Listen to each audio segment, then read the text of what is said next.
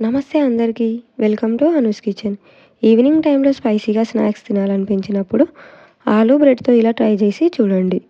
ముందుగా ఆలూ పొట్టు మొత్తం తీసుకొని మంచిగా కడిగి చిన్న చిన్న పీసెస్‌గా కట్ చేసుకొని సాల్ట్ వేసుకొని బాయిల్ చేసుకోండి.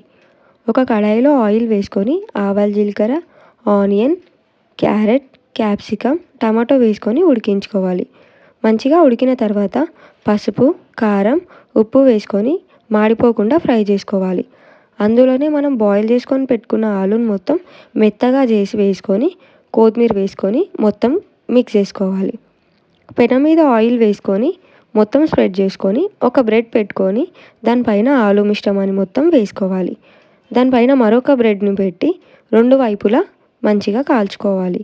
ఈ రెసిపీ మీకు నచ్చినట్టయితే లైక్ చేయండి, షేర్ చేయండి, సబ్స్క్రైబ్ చేయండి. Thank you for watching.